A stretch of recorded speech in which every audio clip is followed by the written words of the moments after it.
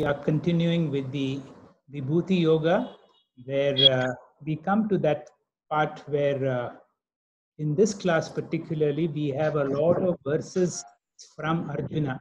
This is for the first time. This is for the first time we will see a string of verses coming from Arjuna. If you will recollect, almost the whole of the first chapter was Arjuna Vacha, a lot of Arjunas, and up to verse 10 in chapter 2.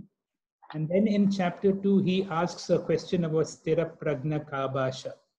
If I can recollect, the third chapter began with a question from Arjuna: why are you forcing me to go for war when you are praising Jnana Yoga? And then later on, I think there is a question in the third chapter also that I'm not able to recollect. But fourth chapter, the Arjuna asks one question as to, you have said that you were the teacher for the sun god, but your Janma is recent. So there was a question in the fourth chapter. Sixth chapter, when Sri Krishna talks about meditation, he says, my mind is chanchala manaha. Seventh, eighth, ninth chapter, we don't hear from Arjuna Vacha. Today we hear a string of verses, and it is going to be a little challenge for those who are going to speak on these verses for 5 minutes. Let us see how you do. We begin with Krishna's verses. Raksha, your time starts. Shri Gurubhyo Namaha. In the 10th chapter, from verse 4 to 7, Lord presented Ishvara Swarupam, with the lower form being the having one Ishta Devata, and then going on to the higher form, which is the Nirguna Rupa. That is Eka Rupa to Arupa. And in between the two is the Aneka Rupa Ishvara, which he describes from 8th verse onwards. The last verse, Lord said, Aham Sarvasya Prabhavaha. I am the source of everything. And Mattaha Sarvam Pravartate. Everything proceeds from me. He was talking about the bhaktas who are well informed. He called them Buddhaha, who knew about the Abhinna Nimitta Upadara Karana of the God. And such bhaktas were soaked in devotion, Bhava Samanvitaha. And those bhaktas are called Virat bhaktas, and they see Ishvara Vibhuti in everything. Coming to verse, the 9th verse of this chapter, Matchitta Matgata Prana Bodhayantah Parasparam Katayantascha Mam Nityam Tushyanti Cha Ramanti Cha. Matchitta, those who keep their mind fixed on me, Madgata Prana, who have surrendered their lives to me, Parasparam Bodhayantaha, enlightening one another. Mam Katayantaha, speaking of me, such devotees are Nityam ever, Tushyanti Cha Ramanti. They are ever contented and they take delight in me. The nature of the mind is to be absorbed in what it likes most. Devotees of the Lord become absorbed in remembering Him because they develop deep adoration for Him. His devotion becomes the basis of their life, from which they derive meaning, purpose, and strength to live. Likewise, the love of the devotees manifests in their dedicating themselves to God. Sri Krishna Paramatma says, Madgata Prana, surrendering their life to me. From such surrender comes contentment. Hence, they gladly accept both positive and negative circumstances as the will of God and remain equipoised. Devotees' love for God also manifests on their lips. They find great relish in conversing about the glories of God and His names, forms, virtues, pastimes, stories, abodes. This gives them great satisfaction, tushyanti, and delight, ramanti. They contribute to one another's progress by enlightening others about the divine knowledge of God, bodhayanti, as we see in Srimad Bhagavatam, which was told by Shuka Muni to Maharaja Parikshit about the wonderful pastimes of the Lord in His various incarnations. A devotee can practice whatever suits his innate nature, depending on his gunas. To illustrate a few, Ramakrishna Paramahamsa was filled with a rare form of love of God called Mahabhava. While worshipping Kali in Dakshineshwar, he would get immersed in spiritual trance and lose consciousness to the outside world. We are aware of the innumerable kirtanas composed and sung by Saint Tyagaraja, Mirabai, Chaitanya Mahaprabhu, Purandaradasru, and so on. The Dasya Bhakti of Hanuman to Sri Rama is the ultimate expression of humility. Arjuna considered himself as a friend, Sakha, as we see in Bhagavad Gita. And Sakya Bhakti in Madhurashtakam goes this way. Nrityam Madhuram, Sakhyam Madhuram, Madhuradipater Akhilam Madhuram. Thank you, sir. Shri Gurubhyo Namaha. Thank you, Dr. Raksha. Very nice presentation, bringing on the Bhakti Bhava to your explanation of this verse. Dr. Srinivas Nuti. Yes, sir. Yes, sir. Can you hear me, sir? Clearly, please go ahead. Yes, sir. Tesham satata yuktanam bhajatam priti purvakam tadhami buddhi yogam tam yena mam upayanti te. So let us go to the padartha. Satata yuktanam. Satata yuktanam means nitya yuktanam. Satata means always. Ever steadfast. That is the English version, English meaning. Priti purvakam means sneha purvakam. So this is the alternate word in Sanskrit. Priti purvakam means sneha purvakam. So how Swami Chinmayananda explains this word love, Priti purvakam or love means identification. So the ego identifying the self. So withdrawing one's identification with the perceived world of objects, world of thoughts or world of ideas. So that is from the sense objects, mind and intellect. When the ego is identifying the self, this is what is defined as love in Vedantic language. So bhajatam means seva mananam in Sanskrit. Bhajatam again to invoke the divinity that is now dormant in the bosom. This is how this word bhajatam is explained. This is not equal to bhajan. We should be very clear in this. So bhajan has got nothing to do with bhajatam. So next word is tesham. Tesham means this is a sasti vibhakti bahuvachanam. So sasti vibhakti means Ramasya pita Dasharatha. This Rama's father is Dasharatha. So that is sasti vibhakti in ekavachanam.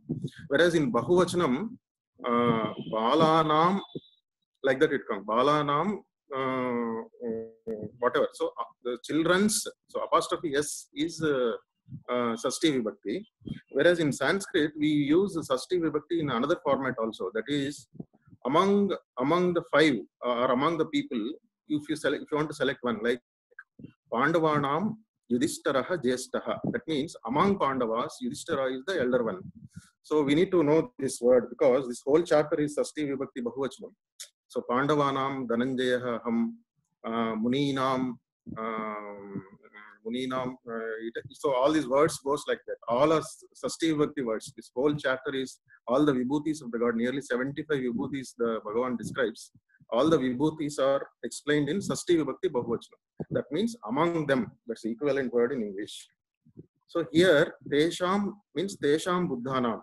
Among those people, among those who are Satyayuktanam and who are Priti Purvakam. Among those. So not to all, not to everybody. Now, among the general public, there may be some who are not, who are steadfast, but they should be ever steadfast and they should be Priti Purvakam. Among them, to them. So Buddhi Yogam means, Buddhi Yogam means Jnana Yogam. He is telling that we will give Jnana Yogam. Dadami means Prayachami. That means I will give Jnana Yogam. So here another word is Yena. Yena means this is a Tritiya Vibhakti word, as I have already told previously. Ramena Saha Sita Vanam Gacchati. Yena means with Rama, Sita went to forest, or Sita is going to forest. So Yena means along with this Buddhi Yogena. So with this Buddhi Yoga, they means those people, Buddhaha, Mam upayanti. Mam upayanti can be split into mam. Mam means me or nannanno. Upayanti means they will attain me. Upayanti means prapnuvanti. So this is about the grammar, sir. So tesham means Sasti Vibhakti Bahuvachanam. Among them, tam means to them. Yena means with that buddhi yoga, they will attain me. These are the Vyakarana aspects. So here, what we need to understand is, as somebody asked a question to sometime last week or so, Hegde sir has clearly explained. Those who are in Bhakti Yoga, the God himself will give the Buddhi Yoga. So without this Jnana Yoga, it is not possible to attain moksha. So how much ever we do Karma Yoga for years and years or Janmas and Janmas, Buddhi Yoga also, Bhakti Yoga also, we may continue for years and years. Even then, without Jnana Yoga, it's not possible to attain moksha. So Adi Shankaracharya has clearly mentioned in Viveka Chudamani, Vadantu Shastrani Yajantu Devan, Kurvantu Karmani Bhajantu Devataha, Atmaikya Bodhena Vina, Vimuktihi Nasiddhyati Brahma Shatantarepi. Even 100 Brahmas, if we keep doing, we are not going to attain Muktihi with Karma Yoga and Bhakti Yoga. So we need to get this Jnana Yoga. Jnana Yoga means right knowledge gained on infinite knowledge of the self. So here I would like to little bit explain this. Jnana Yoga means, say, if we want to meet somebody, but we don't know that person whom we want to meet. But we went to a park or somewhere, and we have met that person. We spoke to him, but he went away. We do not know that we have met him. So similarly, even if we are in meditation, even if you have attained moksha, you may not know that you have attained moksha. So you should know about that, how it is and what it is. Not that it can be explained by the words, or it cannot be explained by the words, but still with our intellect we should be able to understand that. Then only we will attain moksha. Like how, even though if we have met that person in the park, but we don't know that this is that person whom we have to meet, so he may go away. So we may not realize that we have met that person. This is why all Shastras tell that without Jnana Yoga, moksha is not possible. So that you may have attained it, but you may still not know. That's the reason. Thank you, sir. Thank you, Dr. Srinivas. Thank you for pointing out the important grammar aspects that we are going to learn in Vibhuti Yoga. We are certainly willing to give you a little more time if you can give us these grammar points as we study these Gita verses. Yes, sir. Yes, sir. We go to Vishwas. Dr. Vishwas, your time starts.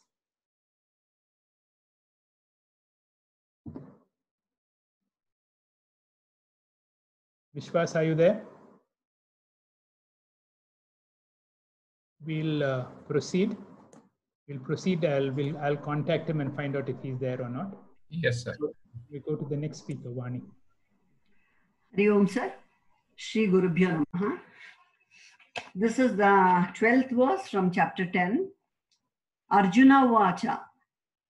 Param Brahma Param Dhama Pavitram Paramam Bhavan Purusham Shashvatam Devyam Aditevamajam Vibhum.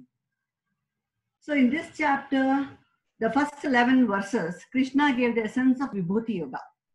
Here, this starts like Arjuna Vacha. So Arjuna is telling. So as Dr. Hegde mentioned, so we have seen a lot of questions by Arjuna. But this is one of the few verses in Bhagavad Gita where Arjuna says he knows who Krishna is. So after hearing the teachings of Lord Krishna in this chapter and the previous ones, he became aware of the divinity of the Lord Krishna and accepted him as the Avatara Purusha. So Swamiji says Arjuna is maskifying Krishna here in this verse. So the first one is Param Brahma. He at once, actually Arjuna at once declares, you are Param Brahma, the supreme reality, the supreme infinite Nirguna Brahma. You are the originator of everything and everyone. Every Devata and every human being is dependent on you. You as a Parabrahma lends existence, consciousness and bliss to all the humans, animals, semigods, everyone. Out of ignorance, people think that the body is absolute and independent of Brahma. Arjuna now has a knowledge that it is Lord himself who is there in everyone. And So he says, Bhagavan is Param Brahma. The next one is Param Dhama. Dhama here can be interpreted as two meanings. One is the supreme place or the divine abode. That is, God is the ultimate support or the abode of everything. The other meaning, it can be taken as God as a supreme light of consciousness. That is Chaitanya Swarupa. Both meanings hold good because he is a support of the Adhisthana and he is the light of consciousness. Then the next one is Paramam Pavitram. That is the purest or the most sacred one, the holiest of the holiest, holy. Things become holy with association of the Lord. Swamiji here gives a very good example. See, when in case you go to a shop and buy some fruits and we wash it and just put it into our mouth. But if the same fruit is offered to the God, then it is given to us. Then the first thing is we take it to the mouth. So we take it as a prasada and the fruit becomes holy with the association of God. Another example he gives is even a building or a structure is there. You just pass through and you don't have any feelings. But if there is a God installed, a murti installed in the building or that structure, you have a divine feeling towards it. So everything becomes holy with the association of Lord. But God himself is sacred because, not because of any association, because it is his very nature. Next is Purusham. Puru means the body, Sham means residing. So Purusham is, you are the indweller in everything. Purusha means the power that enlivened the body. Shashvatam. Shashvatam is eternal or permanent. God alone is eternal. Everything else is just a name and form, which is very temporary. We can understand this with an example of gold and ornaments. The name and form of the ornaments keep changing, they originate and they dissolve, but gold remains. God is the indweller in every human being, in every living thing, in everything actually. Even after the body perishes, he remains. Next is Divyam. Divyam is effulgent or the Chaitana Tattva. Body, mind or inert made up of matter. This is conscious or this is Chaitana only because of the Chaitanya which is in the body. Therefore we are able to function. This Chaitanya is the Lord. Therefore he is called as the Divyam. Adidevam. You are the foremost of the primal God who is existent even before all Devatas or Brahmaji. Ajam. Ajam is unborn or birthless. Lord is a causeless cause. He is the fatherless father and motherless mother. This is Swamiji's expression. Vibhum refers to the all supreme consciousness. Here, Arjuna is glorifying God and he knows the Lord is everything. Thank you, sir. Thank you, Vani. Nice explanation of Arjuna's first verse. Indu, you will have to continue. Thank you, One moment. Indu? Indu is not able to get in, sir. All right. Dr. Vishwas, are you there? Yes, sir. Yes, sir. I'm here. Am I audible? Yeah, you're audible. You can explain your verse. Yes. Sorry, I had some internet issues. I was not able to log in very smoothly. Okay. We are going one verse back. In this verse, basically, Sri Krishna is elaborating the concept of grace. The verse goes like, Tesham evanukampartham aham agnanajam tamaha nashayami atma bhavastat gnanadipena bhasvatah. So again, if we just read out the literal understanding of this, it is just out of compassion that I have for them, I, who is already there living within their hearts, will destroy the darkness born of ignorance with the luminous lamp of knowledge. Let's have a look at the individual word meanings to understand them a little better. Tesha, that is for them only, eva, anukampartham, out of compassion, aham agnanajam. The aham, that is the I sattvam, which is born out of ignorance, that is tamaha, which is the darkness. Nashayami, I will destroy that. I will destroy the darkness. Atma Bhava, that is the darkness which is lying inside their hearts. From what? Jnana Deepena Bhasvataha, from the luminousness or from the light of the Deepa of the knowledge. So in this verse, Sri Krishna is basically elaborating the concept of grace. Previously, it was explained that he is bestowing it upon those who lovingly absorb their minds in him and make him the object of all their thoughts and activities. Now he reveals that it also can happen what can happen when someone is actually receiving his grace. He says that he destroys the darkness in their heart with the lamp of wisdom. Ignorance is often symbolized as darkness. That is why we have various verses that symbolize this again. And again, lamp or the light is the wisdom that we all talk about. At present, our senses, mind, intellect, those are all materialistic things, whereas God is the only divine thing that we are thinking about. Hence, we generally don't see him, hear him, or we don't feel united with him. When the God bestows his grace, and that is when he is conferring his divine drishti, that is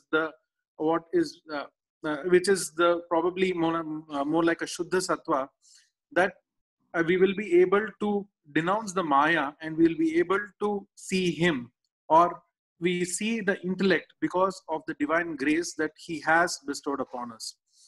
That means once the God bestows his divine grace, even though we are not equipped, we will still be able to see the intellect involved, and we will be able to destroy the darkness and we will be able to gain knowledge. So basically, that's why we say that only by the God's grace that one can gain a divine knowledge. So even though we are trying in various rupa and in forms to attain the knowledge, if it is not for the God's grace per se, we may still not be able to see this. So in this verse, Sri Krishna finally is telling that the torchlight, that is the divine power, that is from what he is going to provide, through which that the bhava or the samsara we will be able to eliminate, and we can concentrate on the intellect, and we will be able to gain the knowledge. Thank you. Thank you, Vishwas, for a nice explanation, which brings about the aspect of grace and the ability to receive God's grace. So that is the only way we, these chapters, this Shatkam is all about grace. What about Indu? Is Indu able to get back? No, sir. No, sir. She could not get in at all. She will not be able to do it. Will somebody else who's online will be able to do this? I will continue. We'll go to the next person, Viksha. And yes, Doctor. Yes, go ahead, Viksha. Doctor, am I audible? Very clear, very clear. Sarvam etadritam manye yanmam vadasi Keshava nahi te bhagavan vyaktim vidurdeva nadanavaha. Since the start of the Gita, we have seen Arjuna speak whenever he has a doubt or needs further clarification. With this shloka, Arjuna acknowledges that he has completely understood the true nature of Ishvara, since the knowledge is coming from the source, from Ishvara himself. It is interesting to note the use of the name Keshava to refer to Sri Krishna. Ka represents Lord Brahma and Isha represents Lord Shiva. So Keshava is the one who harmonizes the powers of creation and destruction. In other words, Ishvara creates, sustains, and dissolves the universe of names and forms. Since Ishvara is the origin of everything, Arjuna says that no deity, human, or demon can claim to know Ishvara in totality, because Ishvara came before any of them. Another interpretation of this statement is that no sense organ such as the eye or ear can claim to know Ishvara. Unlike worldly knowledge about objects, the knowledge of Ishvara can only be known as a subject. Tulsidas says this poetically in the Tulsi Ramayana. Jana tumahi, tumahi hui jai. One who knows you becomes you. All sense of individuality, the sense of I, the subject, goes away when one merges into Ishvara. Whatever glory has been enumerated, I accept all of them as truth, says Arjuna. Etadritam, etadritam. Ritam here means satyam, which refers to truth, which is authentic and of reliable information. What information is Arjuna referring to? Remember that in the 12th verse, the glories of the law was mentioned. So corresponding to those glories of Ishvara, I accept it as a complete truth. Now Arjuna also gives that reason as to why he accepts this truth without any doubt is because Yad Mam Vadasi Keshava. It is you, O Krishna, who is saying so, and you are never unreliable and will never bluff. You are Pramanikaha, and therefore I accept the truth. And I cannot cross-check your teaching with other local people because the local people will never know your glories completely because they all have got their own limitations. And therefore Arjuna says, nobody else knows this, that you alone are the knower. He further emphasizes that, Hey Bhagavan, Devaha Danavaha, Te Vyaktim Na Viduhu. Even gods do not know of your full glory. Gods as in Indra, Varuna, etc. And this we have seen in the Kenopanishad. In the Kenopanishad, when the Devas were celebrating their victory over the Asuras, the Lord wanted to reveal their limitations and therefore appeared in a mysterious Yaksha form. Now, this Yaksha form is referred to as the famous story we know as the blade of grass, and Agni and Vayu were asked to destroy that blade of grass and show that if they were more powerful than that blade of grass. And all the Devas did not know who that Yaksha was. And we saw in the story that Vayu, Agni, etc. got humiliated that they could not destroy that blade of grass. When Indra was tested, that Yaksha itself disappeared. With this, they all understood that even they have their own intellectual limitations. And thereafter, Indra becomes humble and surrenders. I can never know the truth with the help of the limited intellect, because our intellects are meant to know only the finite thing, existing within time and space, says Arjuna. In fact, our intellect is not even able to understand the Big Bang. And what was there before the Big Bang, you must be knowing, O Keshava. When we are not able to understand these things very clearly, how can we know the truth which is beyond time and space? And says, if the Devas themselves do not know of your glory, who are known to be the person with a purified mind, then what to talk of Asuras, who possess an impure mind? Therefore, who knows your glory? There is only one person who knows your glory, and that person is you. Therefore, I have got the right person. Hence, he says, let me obtain this knowledge straight from the horse's mouth. Therefore, to conclude, what you are speaking to me, O Keshava, I acknowledge all this to be true. For, O Lord, neither the deities nor the demons know your manifestation. Thank you.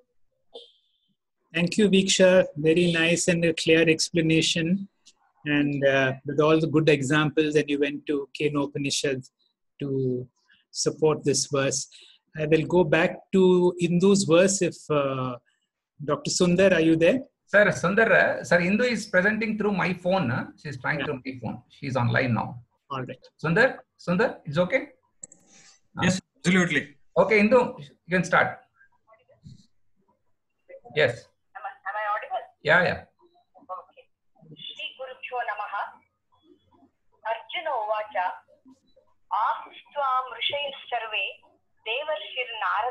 Vyasa Asito Devalo Vyasaha Swayam Chaiva Bravishimi. This verse, as we heard just now, has got a connection with the previous verse, wherein Arjuna again says, Param Brahma Parandhama Pavitram Paramam Bhavan Purusham Shashvatam Divyam Adi Deva Majam Vibhum. We just now heard Arjuna say that. Arjuna confesses that he had already been taught through the Vedic passages that the great seers had indicated the infinite, the eternal, through suggestive expressions such as the Supreme Brahman, Supreme Abode, Parandhama, Eternal Brahman, the birthless and the all-pervading, and so on. Till now, he had heard them only as attributes of the truth. But now, when he heard in his own presence the same phrases used by Krishna in the first person, Arjuna feels lost, not knowing how to comprehend that Krishna, his charioteer, is the source of the whole universe. A practical man of the world, as Arjuna was, filled with curiosity, demands from Krishna an experimental demonstration which is provided by Krishna. The ancient seers mentioned here, Devarshir Narada, Asita, Devala, and Vyasa, cannot be very familiar to the students of the Upanishads. Vyasa perhaps deliberately quotes the rishis mentioned in this Puranas. Arjuna's actual surprise was clearly expressed in his words. So also you yourself repeat to me. Here, Arjuna's confusion was how his own contemporary Lord Krishna, standing right in front of him, who knew him so well all these years and was even related to him, could himself be infinite, the supreme, the birthless, and all-pervading. Lord Krishna has been declaring himself as the supreme self throughout the Gita and not as a living member of the society. Here, Sri Krishna is the teacher of the Gita and not the son of Vasudeva or the lover of gopis. Arjuna could not comprehend Krishna as the spirit, Krishna the friend, Krishna the lover, Krishna the man of intellect and diplomacy. Hence, we see Arjuna's wonderment and confusion. Arjuna says, I have gathered all these information from the scriptures given out by the rishis. Sarve Rushayaha Ahuhu. So all the rishis declare thus. Rishi means a gnani. Rishati Janati iti Rushihi. Not just sitting in the forest wearing saffron robes with a jata and doing japa. Whoever has knowledge is a real rishi. So, those traditional gnanis declare so. As mentioned earlier, this shloka, which has connection with the first one, the previous shloka, the rishis declare. Rishis not only of this world, but also the sages of heaven say so. Rishayaha, mentioned earlier, means the earthly sages. Bhuloka Rishayaha. Devarshi means Devaloka Rishayaha. There are several rishis, and who is the most popular one? Naradaha means the one who gives knowledge to people. Naram means Gnanam. The means the giver. Dadati iti, one who gives. Naram dadati iti Naradaha, one who gives knowledge. Asito Devalo Vyasaha. All these three are the names of the sages. Asita Putra Devalaha. Devala is the son of Asita. Next one is Vyasa. Who is writing this? Here, Vyasa is quoting what Arjuna has said, but the ultimate authority is what? Swayam Chaiva Bhavishime.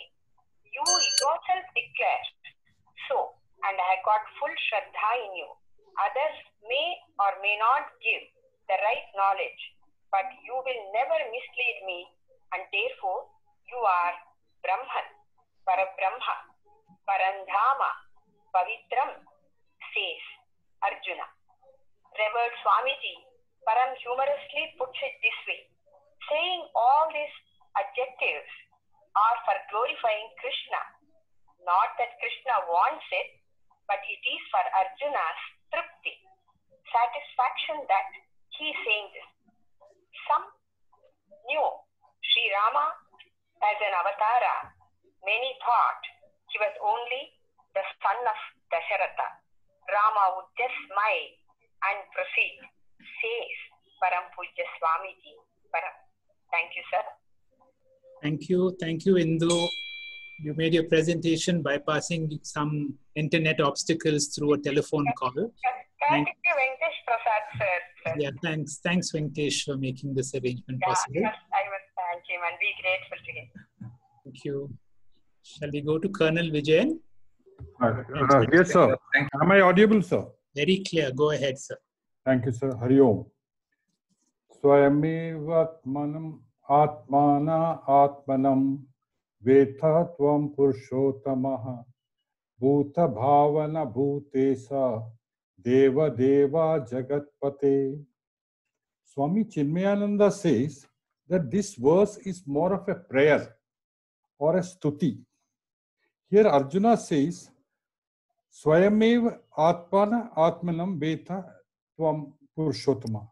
Purushottama, it is only you who know yourself by yourself. We have seen from the previous verses that the devas don't know you, the danavas don't know you, the rishis don't know you clearly. Then how I with a limited consciousness can know you? Swami Chinmayananda says the only way is to die and merge with the Param. That is the best way of knowing him. So, there's another saying, the only way of knowing Lord is by trying to achieve that much of knowledge where one comes to say, Aham Brahmasmi. Once you reach that level of knowledge, you might be able to know the Lord. Secondly, this verse uses a lot of epithets. He uses for Krishna, he uses words like Purushottama, Bhuta Bhavana, Bhutesha, Deva Deva, Jagatpati. These are all epithets to express the glory of the Lord.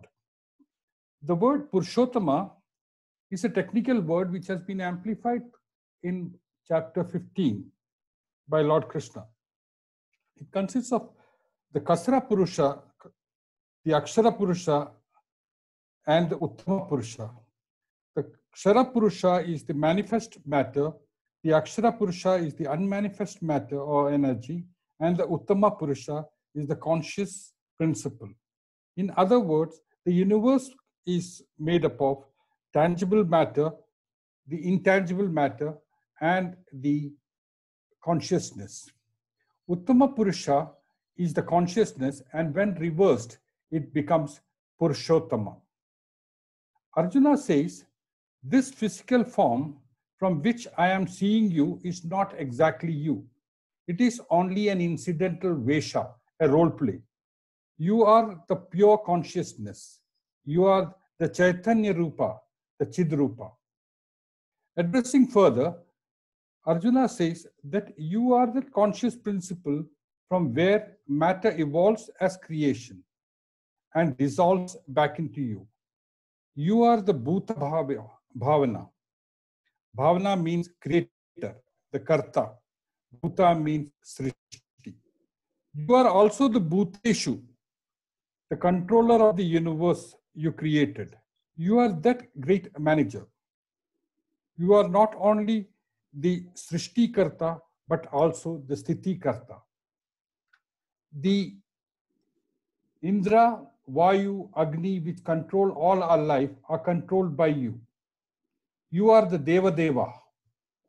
The second Adhyaya of the third Valli of the Katha Upanishad makes a mention, says, Bhayadasya Agni Stapate, Bhayat tapati suryaha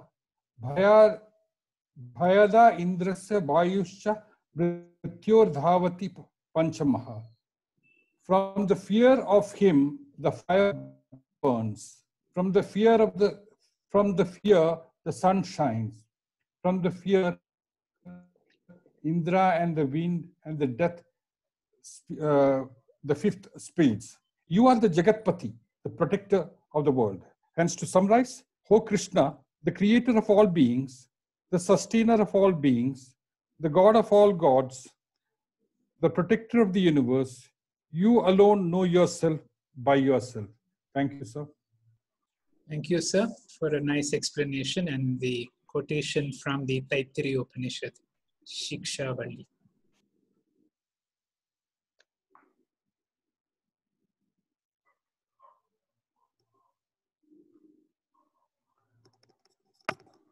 Hello, sir. This is Katha Upanishad, sir. Second Adhyaya, third Valli, sir. Yes. Katha Upanishad, sir. Yes. What about the Bishasma, did you say? Sir? By the fear. All right. Yes, sir. So by the fear, sir. Yes. Shall we go, Dr. Sheila? Yeah, Namaste, Hari Om. Sir, can you hear me? Very clear. Go ahead. Shri Gurubhyo Namaha. The 16th verse goes like this. Vaktum harhasyesenya divya atma vibhutaya yabir vibhuti bir lokan imam spam vyapya tistasi.